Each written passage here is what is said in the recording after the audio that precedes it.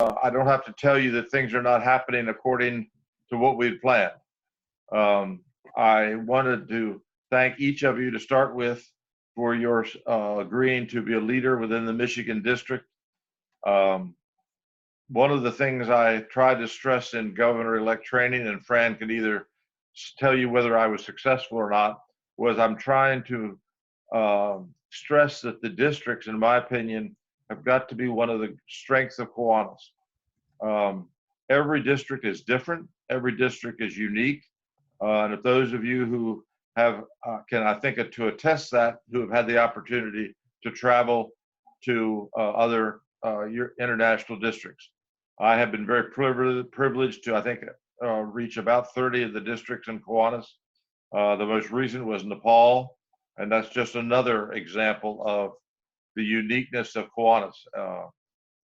That's a whole story in itself, and I can talk about our trip to Nepal, the Asia Pacific Conference, and we spent about 5 days on our own dime in Nepal after the conference. I did some service projects with some Malaysia Kiwanians, and then that's what I could spend an hour talking about. I'll leave that topic in one thing and saying, if you ever have the opportunity to attend an Asia Pacific conference, I would encourage you to do so. It gives you a different perspective on Kiwanis and our international family. So I'll leave it at that. Next year it's in Sendai, Japan, which I'm sure will be different than Nepal, but I'm sure it'll be an exciting conference. So I really didn't.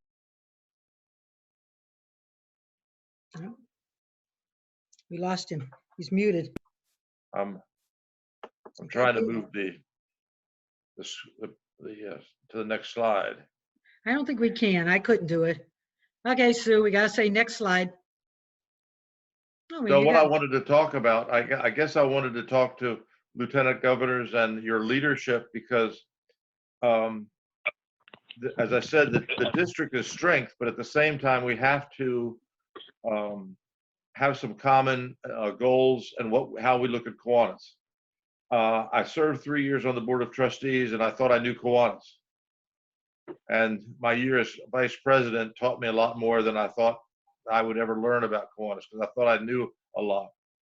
But because my years on the board and my year as vice president, I started making a list of those things which I thought we needed to accomplish, and it became very obvious to me that I couldn't accomplish everything that I had identified. So I tried to divide this down, and I'm going to show you that what I think are the 3 main points. But I think no matter what we do in Kiwanis, we have to do a couple of things. We have to protect the relevance of Kiwanis. Kiwanis is 105 years old, and if we don't keep changing Kiwanis annually and keep changing in a way that builds upon the success of the previous year, we are not doing Kiwanis a service. Starting with Polly and Daniel and myself, and now Peter, we are doing our best to build upon Kiwanis. We are not, the days of when a new president takes over and they have a new theme are gone. That is not possible in today's world in Kiwanis. It confuses the members, and it doesn't accomplish what we need to accomplish in Kiwanis. So the initiatives that Daniel and I have started, that I'm going to continue and add to, are going to take several years to complete, and I'll go over those in a few minutes. So we have to keep reinventing Kiwanis in small steps and keep it a rolling project so that we keep Kiwanis relevant in the world in which we live. We have to broaden the international influence of Kiwanis. And the way we do that is, number one, is to be influential in our districts. But we can't lose sight of the fact that we are an international organization. And nothing highlights that better than the M&T program. When I talk about the needs of children, which we have to promote and always support, I talk about 3 elements. Number one, the education, the security, and the welfare, wellness of children. I don't think you can identify a project that Kiwanis clubs do or the needs of the children have without talking about the education, the security, or the wellness needs of children. So I think we always have to keep that in the back of our mind. And that's what I would encourage you as you move forward in your district, to make sure that you're keeping these 3 things in mind, to protect the relevance of Kiwanis, broaden the international influence of Kiwanis, as well as you're broadening the influence throughout your district, and promote and support the needs of children. So how do we do that? Sue, if you could advance the next. That's it. So I tried to, during my year as vice president and the first half of this year, I tried to summarize what the important things are, and I picked out 3 to 4 things that I think we have to work on as Kiwanis for the near foreseeable future. Number 1 is membership, and membership will always be number 1.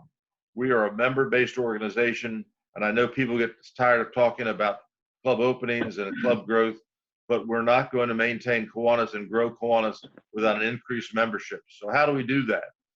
Well, I think number 1, we have to have diversity. We have to attract members from all segments of local communities. We have to engage more women and make it easier for women to become part of the power structure at the international board level. We've had women international presidents, but that's only the first step. We have to appeal to younger citizens. There are a lot of young professional women in the workplace that we have to get involved in Kiwanis. And we have to create innovative ideas of this and creating pathways of leadership and ongoing leadership development to attract new members. What I would hope to see in the not for too far future is that leadership education become a benefit of Kiwanis membership at the club level. That's going to take a lot of work, but I think it's possible. We have to promote the expansion of service through educational efforts that demonstrate the educational, security, wellness needs of children, both locally and international. What I said a few minutes ago. Service is what attracts people to Kiwanis, and I think we're seeing that in these unusual times. We're seeing new clubs formed on the internet, not to the rate we'd like to have new clubs formed, but we're seeing people being attracted to Kiwanis in communities where Kiwanis is active and working during this pandemic. And we have to maintain and open clubs based on the current format, but we also have to create new ways of membership. Hopefully at-large membership. Maybe we can create SLP booster clubs for parents, and maybe even circle CKI clubs to make that more appealing to the younger generation. Next slide, Sue.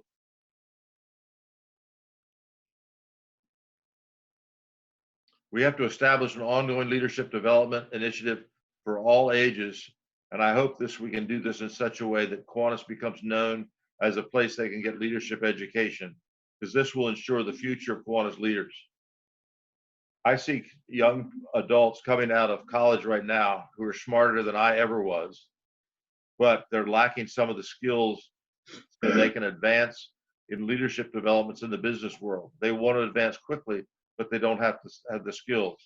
So if we can ensure leadership development at the club level, I think it'll be an attractive place for young people to serve their community, as well as get leadership education. And we need to do this at the international district and club educational programs as they're offered. The curriculum should be presented through a balance of in-person and online offerings. And again, another indication of this current pandemic is people are becoming more used to online education. It can't totally replace personal education, but it has its place. I think we also have to create an educational platform to offer leadership education at the key club to key club members and also our youth that are not key clubbers. This could also possibly be a revenue source, and it will help prepare these young people for college, and it's going to give them a head start if we can train leaders as sophomores and junior in high school and not wait till after they get into college. Next one, Sue. We have to enhance the key club experience through a variety of learning pathways. People look at me, but I believe that we have ignored key club at the international level for about 35, 40 years. Key club is not much different than it was 30, 40 years ago.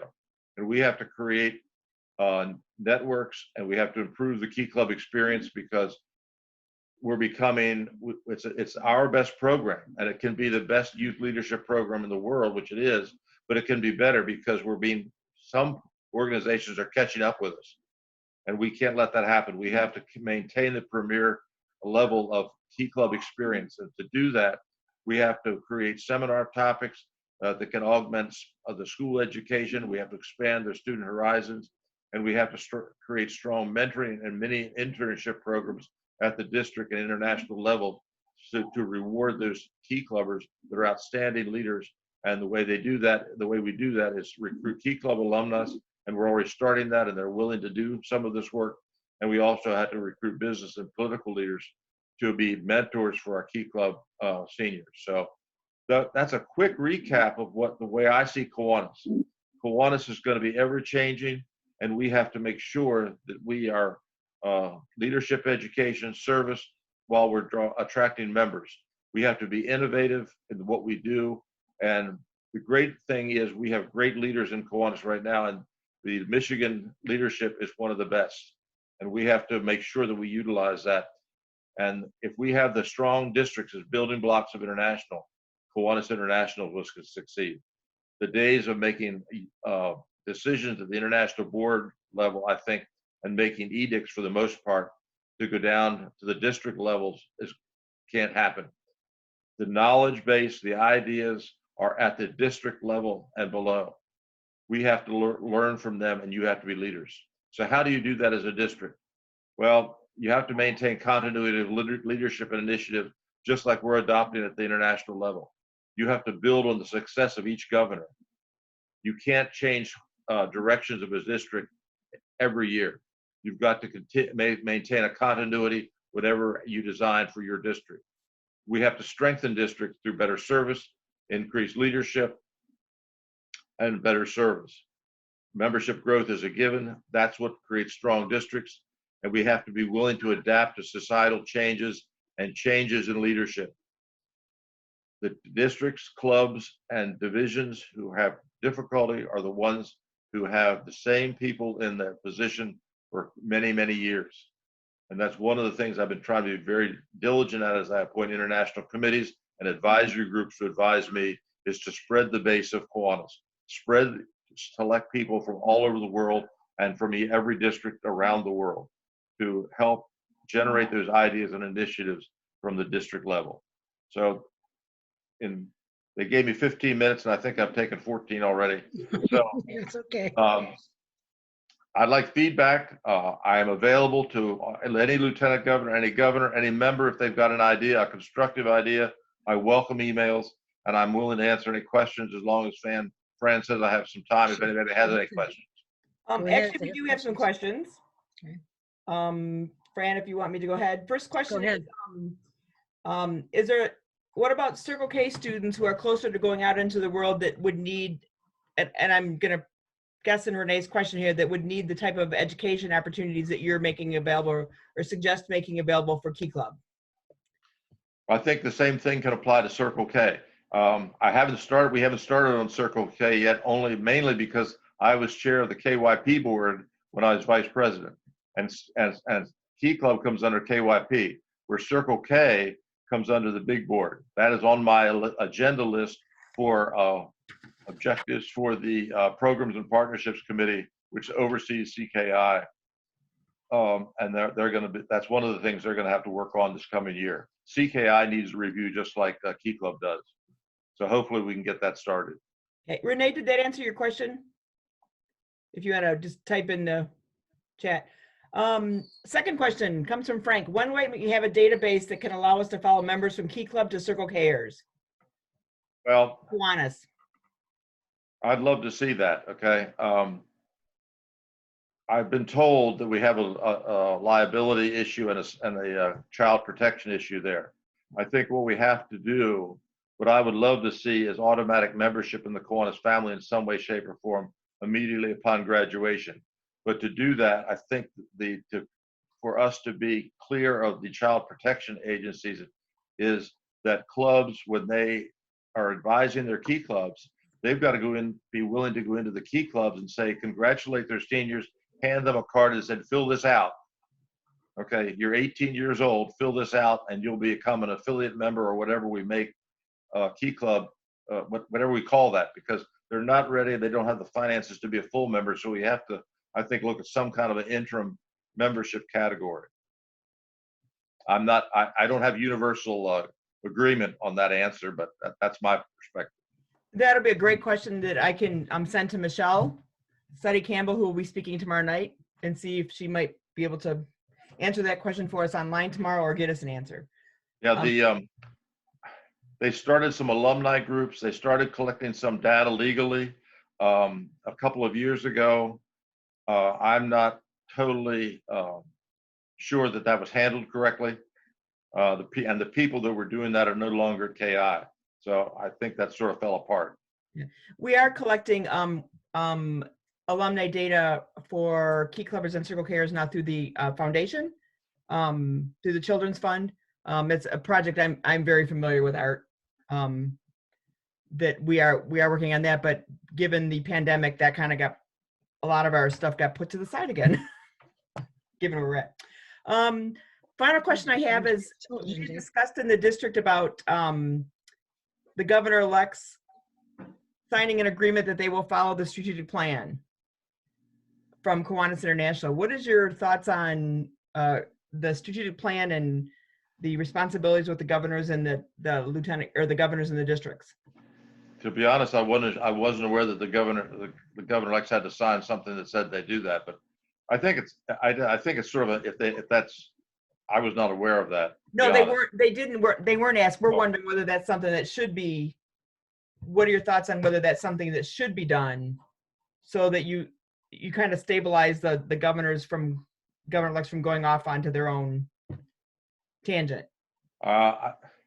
It would be a nice idea, but I'm not sure there's a way to prevent that. We at the international level, we don't want to be policemen. So I think it's an educational effort at the governor-elect training. Every international president-elect is going to conduct their training a little bit differently. So I think it's a matter of selling the governors to incorporate the strategic plan of Kiwanis International into the district and the district's strategic plan. One feeds off the other. So I think it's a matter of selling. Whether we did that good enough during the governor-elect training, Fran will have to be 1/50th of the judge of that. And each president-elect has a little bit different emphasis. We tried to cover those things which I outlined during my slide presentation this evening. So hopefully we did a good enough job that that they will incorporate those strategic plan into the district's strategic plan, with the full knowledge that there are certain things in every district that have to be addressed that are unique to that district. Perfect. And that's one reason why the district needs to be strong, because I don't know Michigan well enough to know exactly what you need to address. But let me take an example of a district, and I won't mention the district. We have a district in Kiwanis International who has severe financial problems because of mismanagement. Okay, that needs to be included in their strategic plan in addition to building off the Kiwanis International strategic plan.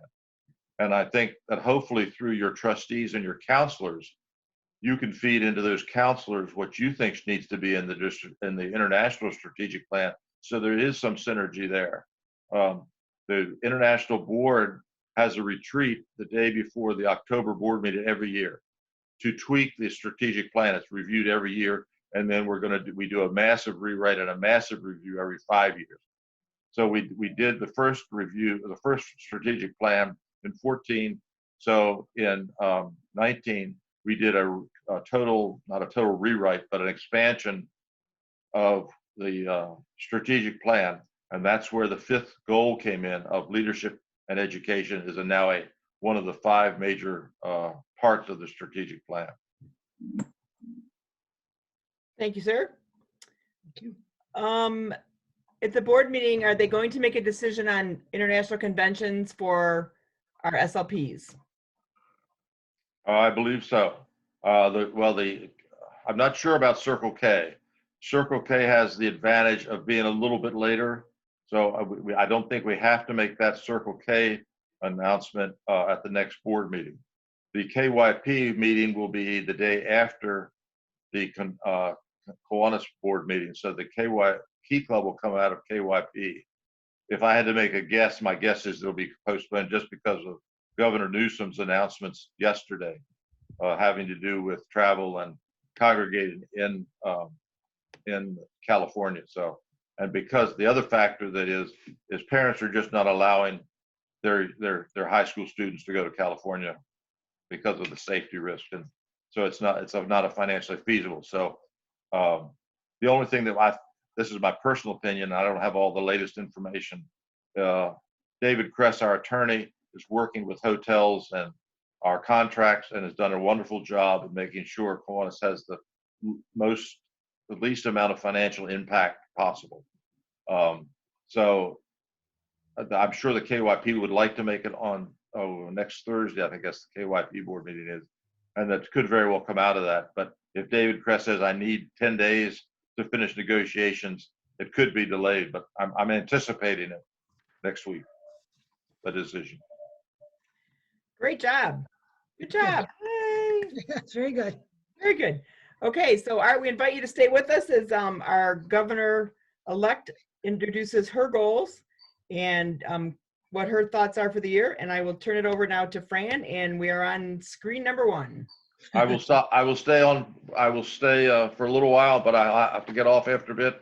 But I encourage any of the lieutenant governors, if I can be of assistance or provide information anytime during your year, I'm only an email away. Thank you. Okay, before I start, I guess some of you know my situation, some of you don't. My husband's brother, his single brother, passed away yesterday, and we think it was from the COVID virus. He passed away in his apartment.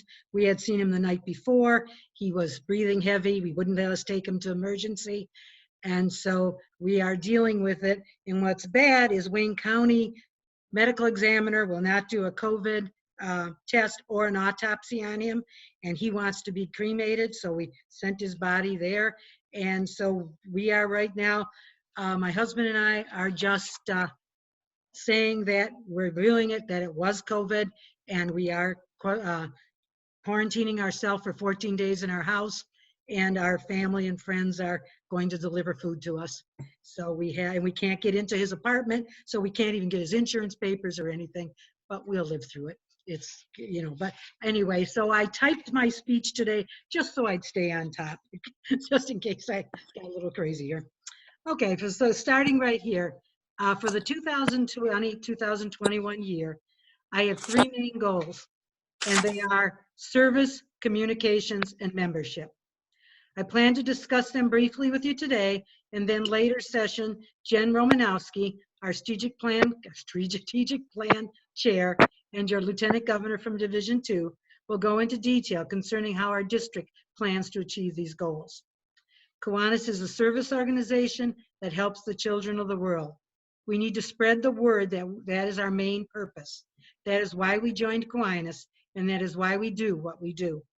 Lieutenant governors, during these training sessions, we will help you understand how to accomplish these goals. You will learn how to encourage clubs to do more service projects, encourage clubs to do joint service projects with SLPs, and conduct a service project at your division council meetings, and promote the Children of the Future project. Next slide. I have worked along with several other Kiwanis members to develop the Children of Our Future project for the 2020-2021 year. Nancy Memmer and Marion O'Higgins are the co-chairs of the Children of the Future program. I am presenting it to you now because I want you to be aware of it, so when you start out early in October, you can present this to your clubs. Because by spring divisional, we would like your clubs to explain their project to us. Hopefully, I can find them. I hope all of you were able to get the flyers down from our Lieutenant Governor page. If you're having problems with this and you couldn't get the files down, let me know and I'll get on Zoom and I'll try to teach it to you. But you should have these programs. The purpose of our project is not only to fulfill our promise to improve the children's lives, but to encourage our members to get out into the communities and let others join us in helping children. It's time we do some new projects as our citizens will become more aware of our purpose. For the projects this coming year, I want to stress the development of the 0 to 5-year-olds in our community. When I taught school, the preschool teachers often felt that they needed to teach the parents how to deal with children more than they were teaching the children themselves. I have heard young parents state that they do not know where to go for help. This is why Kiwanis needs to step in. First, we need to raise awareness in the clubs of the needs of children and help the clubs find resources to serve these needs. I feel the best way to do that is to encourage each club to develop a new project. Next slide. The how-to, each club can do this on their own. They can work with another club in their area, or they can work with an organization that works with children and do something that they're working on, or they can do a division project. It's up to each club. I'm not going to require clubs to have to work together. It's up to them what they'd like to do. They can choose what age level they'd like to be in: prenatal, infant, toddler, or preschooler. For this year, the new project is aimed at helping the young child 0 to 5. Another year, we may pick a different age level, but for this year, we're stretching the 0 to 5. For the project ideas, I want each club to decide what they would like to help with. Each community may have different needs and ways of dealing with these needs. We want to provide parents and grandparents the tools, the skills, and the resources to help young children grow educationally, emotionally, physically, and socially. There are many ways of doing this. Clubs can put on a play date for parents and children. They could do such activities as reading a story with expression, making a nutritious snack, interactive play, teaching them how to take a educational nature walk. Or clubs can find and coordinate with other organizations and host a session on their topics. For example, in our area, the Great Start Collaborative in Wayne County in Detroit provides resources and links to find food, shelter, fun, educational activities, and much more. The Michigan Department of Human Health and Human Services provides areas on infant safe sleep programs and child safety. The Detroit PBS Kids newsletter gives a daily newsletter on educational resources that we could do with children in the home. So clubs could work with them, or clubs could even just make a brochure that lists the programs and the activities that people and agencies that people could go to get information. Again, Marion and Nancy can help you out with ideas and resources on these. Okay, next slide. The requirements for this project are: first, it needs to be a new service project. Secondly, at the spring divisionals, each club will share what they have done or plan to do. Each club is invited to make a poster, board, or trifold display of what they have done or plan to do, helping the development of the young child. Then the club will make a brief 2 to 3 minute oral presentation to all the Kiwanis members present. This will take place when the clubs at spring divisional usually explain what they've done in the past year. The third thing will be that they will take this display board and put it at the district convention. We can have, if they cannot get there, we can have another club bring their display board, or we can have them give it to the lieutenant governors and you can bring them. Hopefully we'll have them there. And then on the last one is the information page. That is again on your program thing here. And what it was basically, it's going over, the information from the club, the contact person, the focus of it, what age level they served, the steps they took into doing the project, the community partners they might have worked with, how many children benefited, what impact it did on the community, what was the total cost of the project, and would they do the project again. And we're hoping they bring several copies of this so they could share it with other clubs if they wanted to duplicate their project. Then the district recognition requirements, definitely we're going to do a patch. But the patch hopefully we'll be able to give the patch at the district convention, because if we know by spring divisional who's applying for this and who's doing it, we should be able to have the patches ready and be able to give them out then. That's again why we're having it, that we're telling you this earlier. And we are also, I'm going to, in October, I'll write an article from the builder, and then we'll also give you another sheet about that. My second goal, or our second goal for the Michigan District, is communications. And we all know that. We've all talked about that last week, how we need to better communicate. We want to develop an effective communications between the clubs, the members, the district, as well as creating a public awareness of Kiwanis in our communities and state. Lieutenant Governors, again, through this training, I feel we should be able to have you spread the word. We are Kiwanis. develop better communications with your club, supply resources on how to make a web page or Facebook page. And that one, we have designated people to help you with that, help you to how to make web pages and Facebook pages. And then we want you to help understand how to communicate with the community, who we are, what we do, and why we do it. And then my third goal is membership. We need to maintain and grow Kiwanis membership. Again, by the end of this training, we hope to have the lieutenant governors be able to help their clubs gather new members, conduct a membership boost, explain how a club counselor can help them, share the benefits of sponsoring a service leadership program, share the benefits of starting a new Kiwanis club in their area. And again, spread the word, we are Kiwanis. In conclusion, next one up, next slide. In conclusion, tonight's session here is the 3 goals. Each of them is affected by the other. The more we communicate with our community, the more they know about Kiwanis. The more they know about Kiwanis, the more they will want to do service projects to help the children of the world. The more service projects we conduct, the more people want to join Kiwanis. And the more we get our new members and the more we communicate with each other, the more service projects we can do. Again, they are all interrelated. And I'm ready for questions. So I have unmuted everyone on my end.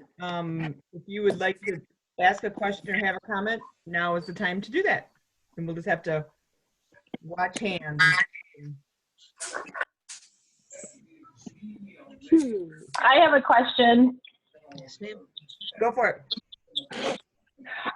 Fran, do you think with your governor's project with the COVID-19 going on right now, do you think that that will impact the interaction between the toddlers with the Kiwanians? I really don't know. I think we're going to have to wait and see what happens by October and see if it eases up and we start to be able to do things, or we're going to have to do it more just talking on this method. Because the kids are getting good at using Zoom also, because they're doing their homework on it and they're doing projects on it. So we'll have to wait and see. True. I mean, we don't know. I hope not, but it may have, we may have still be in quarantine next year, have problems next year, and we'll have to just wait and see. Okay. Any other questions? Fran, Yes, sir. this isn't really directly related to what you presented, but what's our relationship now with JCI? Because at one time we were talking about working with them, and they were going to be a source of members as they aged out, and they had a lot of leadership programs already in place that they were talking about sharing with us, but nothing seemed to have happened. I have not been involved in that. Scott, do you have any, weren't you in JC, Scott? Yes. Can you give us any answer on that? Were they looking at all? I think I can. Yep, I think I can. In fact, it's interesting. Art and I had a discussion about that earlier today. He had mentioned that it was the second time today he and I talked early on. So the 2 organizations, when Sue was the president, signed a partnership in a couple to 3 years. It says you're unmuted. Can you guys hear me okay? Yeah, I can hear you. Yes. Okay, cool. Yes. So over the last 2 to 3 years, we've had varying levels of success with that in different parts of the world. In Europe, there have been a lot of memorandums of understanding and a lot of visitations between JCI chapters and clubs. In Asia Pacific, there have been basically country by country, a ton of them in the Philippines, a little bit in Japan, a little bit in some of the other countries. Taiwan has actually started to do more, from what I understand. And then here in the U.S., it's been more of a challenge, and there's a couple, I think, reasons for that we're trying to work our way through. And Art and I talked about that today. Certainly, the key would be for Kiwanis to have an opportunity to find the JCI members when they turn 40 and age out of that organization. Like it'd be a natural way for them to continue their community service. But the problem that we've noticed, at least at some of the local levels, is twofold. One, that's great for one way, but how does Kiwanis help JCI? And that leads to the second problem, which is with the pushing of young professional groups. Some of the JCI folks felt that essentially we had created a partnership that then Kiwanis was going to compete with their organization, which in a way they were. So we're trying to work through some of that at the international level right now. I have been the international chairman of the partnership committee for the last 2 years for Kiwanis on that. JCI has a new secretary general that was just hired and just started in January. That would be Stan's equivalent in the JCI world. So I think Art and a couple other people from Kiwanis international staff and myself and that individual are going to do a brainstorming session shortly. So I'd say more to come, but the organizations are still partners. And, at some places around Michigan, there's been at least a little bit of collaboration with day of event workers and things like that. Thank you. You bet. Thank you. Hey, Scott, just an idea. If there is if folks look at it as a competition, just throwing it out there, I know we don't want to necessarily not take money, but could somebody have like pay one membership and get in both? Right. I'm a president of a young professionals club. We have one member that is actually a JC. She joined at the age of 36, knowing that she would eventually age out.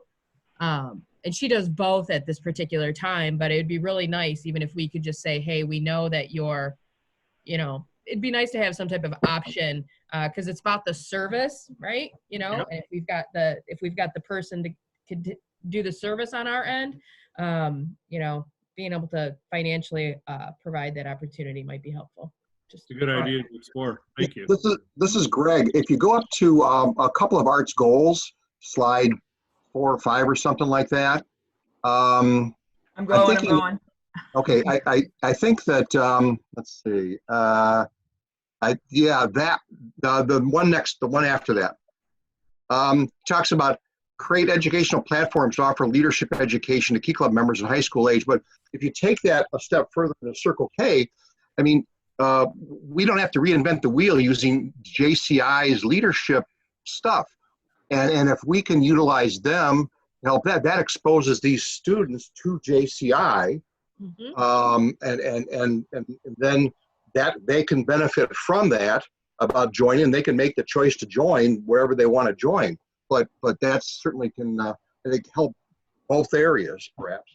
Yeah, Greg, on that note, exactly that, right? Like, is there a time frame that kids graduate college before they'd get ready for a traditional club that just you join JC or Kiwanis, you're both, and you can take advantage from both opportunities at that point?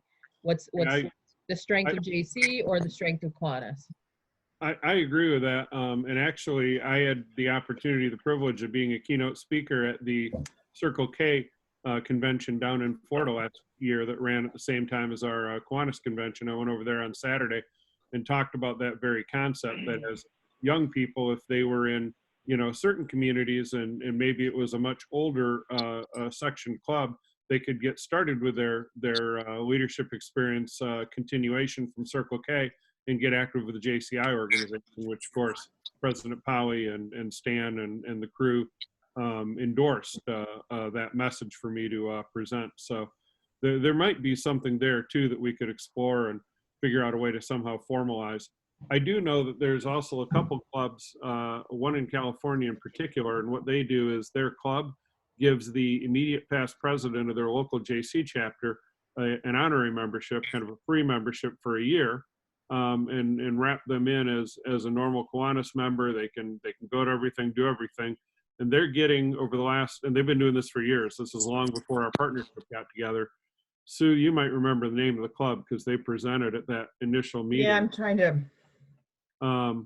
But they've had, over the last 20, 25 years, they get like 80% of the people then continue on in Kiwanis, and continue to pay their dues. And they've gotten a whole bunch of new members from the organization by doing that.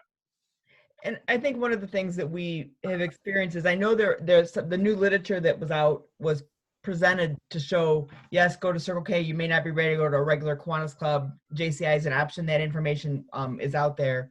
But I also agree that it's not going to be one of those things where people from JCI just come running to us. And we Right. have to develop those relationships with members. That's how Scott and I got acquainted and he joined our club. It was, we have to develop that relationship with them just like we would with any other potential new member. So. And this is great.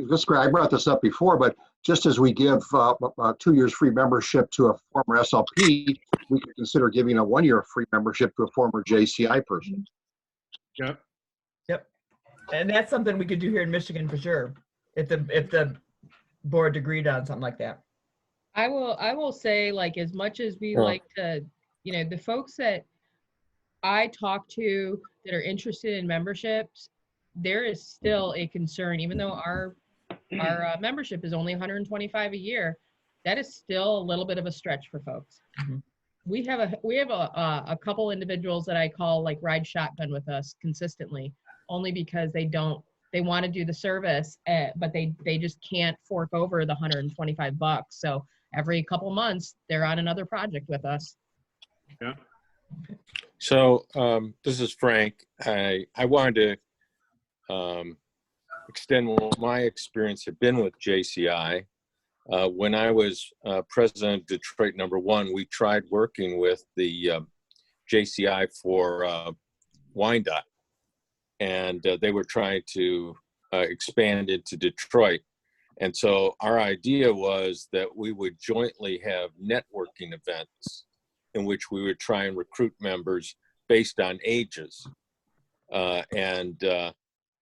We tried to also come up with a idea for a joint membership plan, just like you had discussed, where we pay one fee and you could be in both, but we couldn't come up with that because both sides were restricted for how much they had to give to other levels of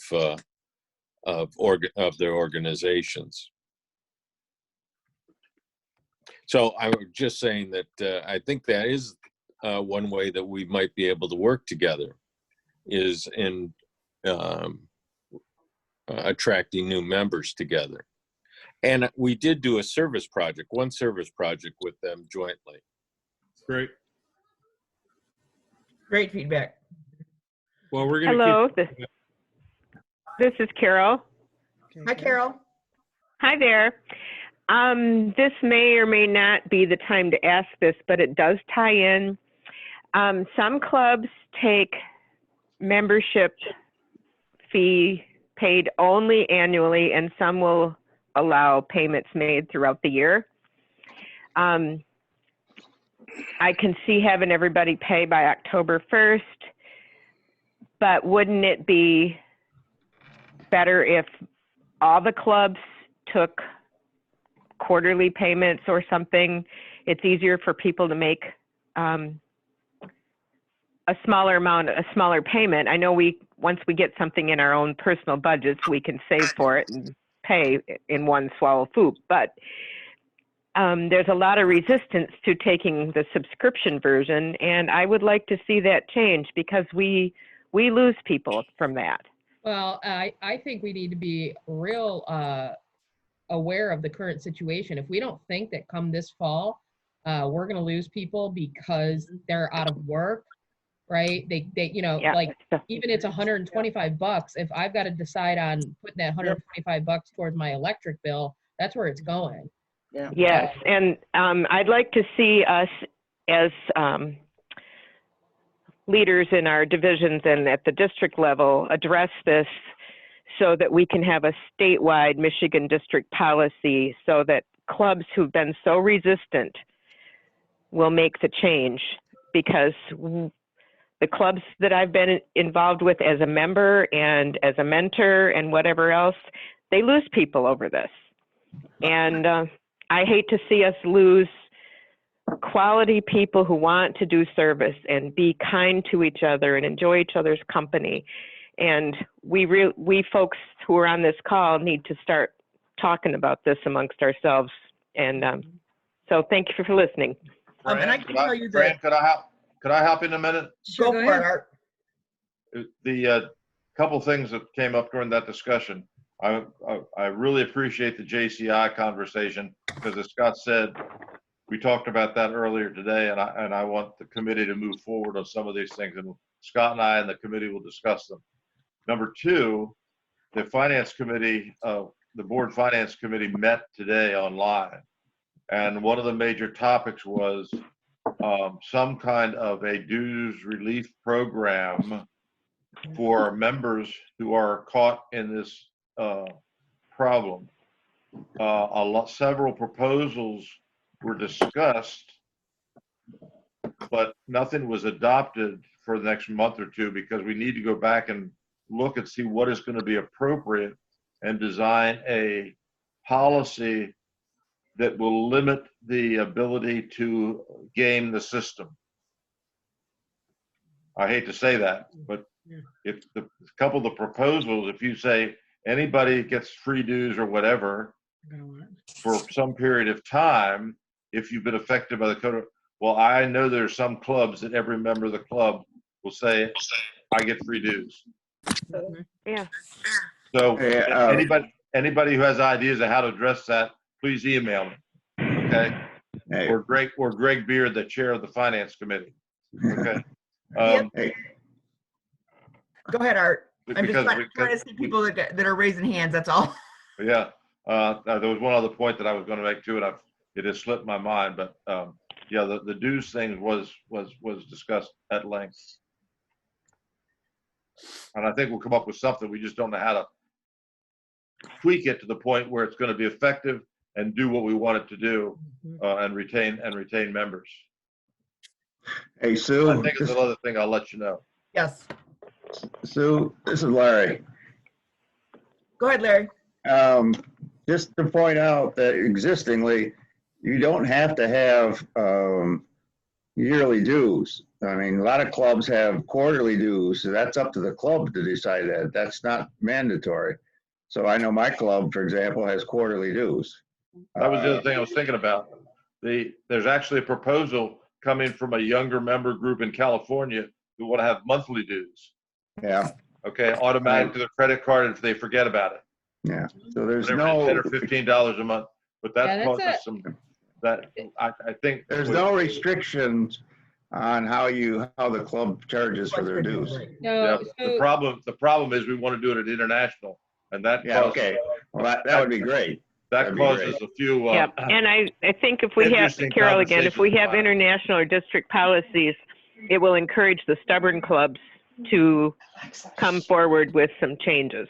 Well, hopefully, including electronic banking. Thank you. Yeah, hopefully not just come up with there's a couple of like pain points when you go to that. There's more maintenance, there's more paperwork.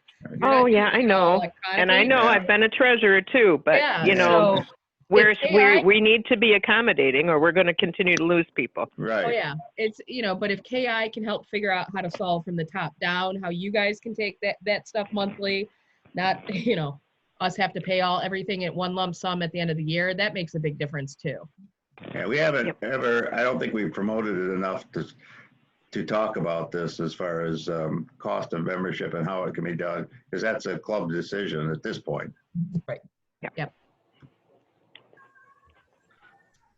Okay. I was going to just echo what Larry said. It's my club collects quarterly.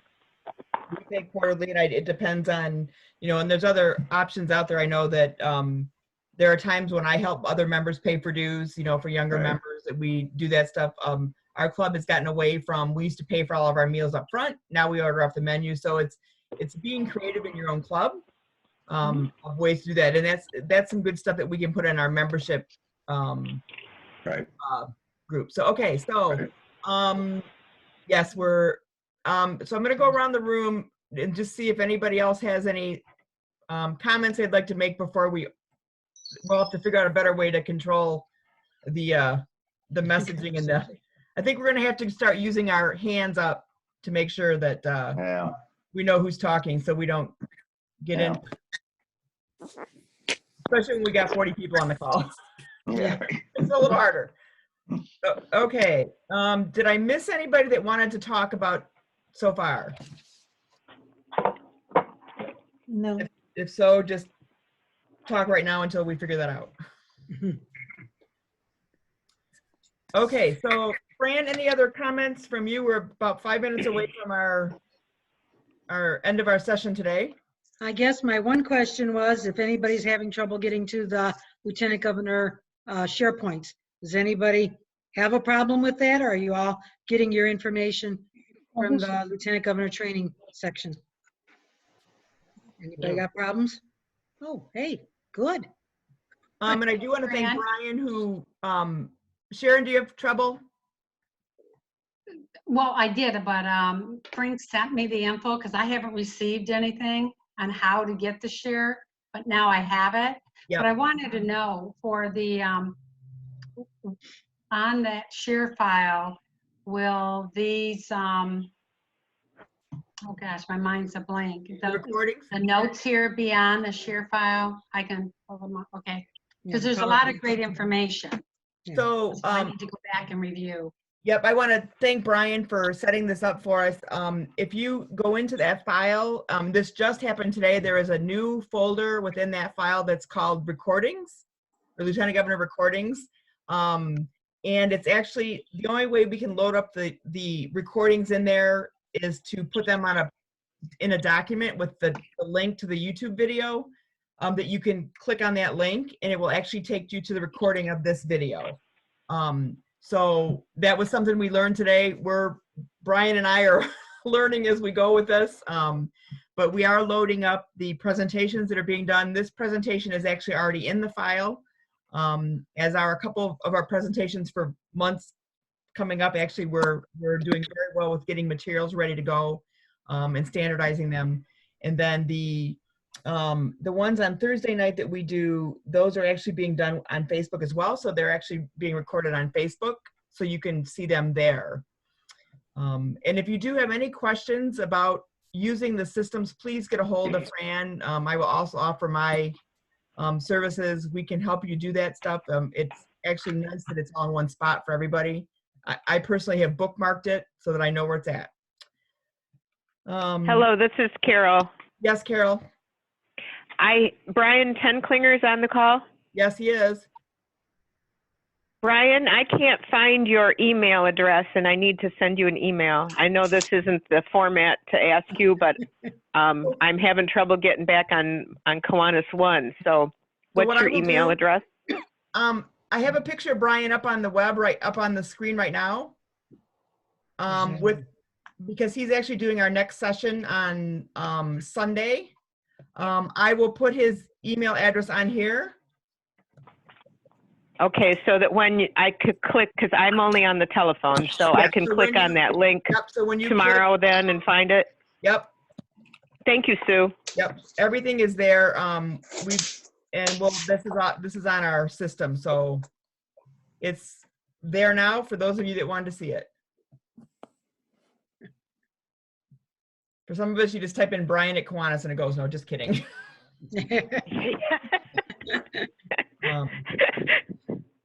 This is Greg. I have a quick announcement. The Law Enforcement Academy has been canceled. The state canceled it, and so the notice will be going out to the students and the clubs on Friday, and then we'll get refunds to people sometime in the next several weeks. Fortunately, it has been canceled. Greg, have you sent out the committee for to donate to all the members? Yeah. I've got a lot of people calling me today that haven't got it. I didn't get it. Well, it's sent out to the same list that the builder goes to. Same email list that the builder goes to. All right. Okay, so I am going to actually stop our recording.